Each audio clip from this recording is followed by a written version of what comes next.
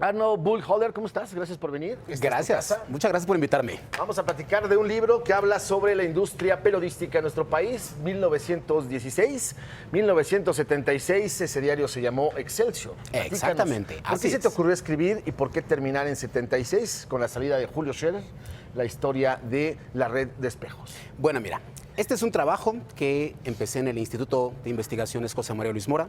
Es parte de mi tesis doctoral.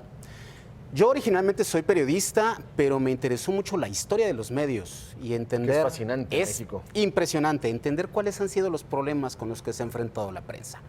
Cuando yo estaba estudiando la licenciatura, el caso Excelsior, entendido como el asunto del 8 de julio de 76, cuando sale Julio Scherer, era lo más importante.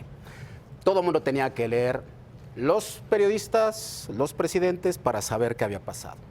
Pero desde ese entonces yo tuve la duda de ¿y qué ocurrió antes? ¿Cómo es que se llegó a este nivel? Termino mi licenciatura, trabajo un breve tiempo de periodista, me decido dedicarme a la historia y afortunadamente en el Instituto Mora me dieron la oportunidad de hacer historia del siglo XX y de una cosa que no se hacía hace algunos años, periodismo. De repente nos dimos cuenta de que hablar de los periodistas es muy importante, tienen mucho que contar. Y entonces ahí empecé una investigación que primero fue nada más sobre un pequeño incidente de 1972, cuando Excelsior se queda sin dinero y el presidente Luis Echeverría los tiene que salvar, y después pude extenderla para estudiar desde el incidente de 76 hacia atrás. Y entonces, pues eso me lleva, para empezar, a 1916, cuando se reúnen un grupo de personas, periodistas y empresarios de Puebla, y deciden que quieren hacer un periódico cobijados por el entonces triunfador de la Revolución Mexicana, Venustiano Carranza. Ahí empezó esto.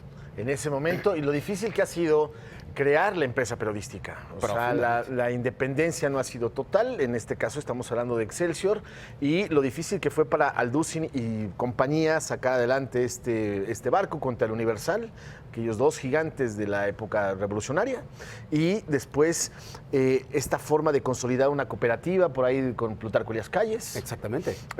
Platícanos cómo fue transformándose Excelsior al grado de que se revienta con el caso Tasqueña y lo revientan desde Presidencia de la República. Excelsior empieza como una empresa privada y nace cobijada por la Revolución Mexicana.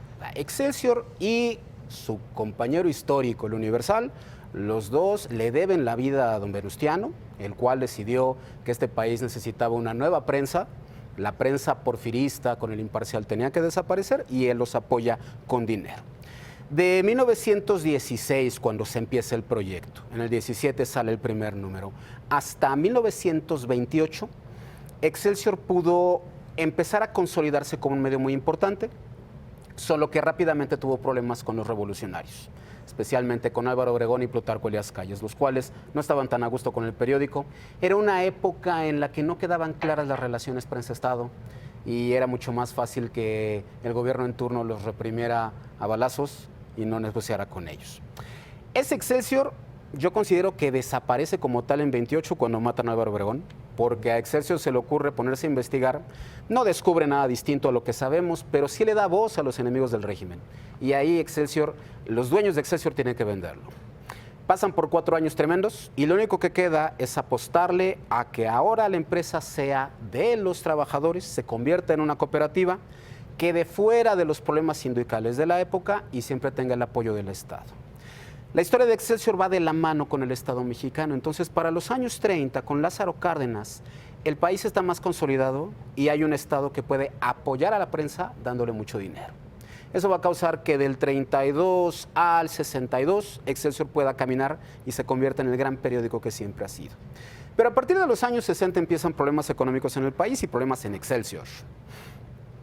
El periódico estaba controlado por solo 2 personas, Rodrigo de Llano y Gilberto Figueroa. Pero los dos se mueren y aunque hay una serie de estipulaciones sobre cómo hacer los cambios en el periódico, empiezan problemas entre los grupos, problemas que van a seguir de 1962 hasta 76, que no se resuelven y acaban en el estallido del 8 de julio. Pues mira, qué buena historia nos acabas de contar. Por supuesto que es fascinante la historia del periodismo mexicano. Muchas gracias por venir a nuestra casa. Y pues bueno, ahí está el libro del Fondo de Cultura Económica, un periódico que terminó justamente el 8 de julio del 76 con la salida de Julio Scherer García y una gran cantidad de colaboradores de esa casa editorial. Quédense con Lucero Álvarez.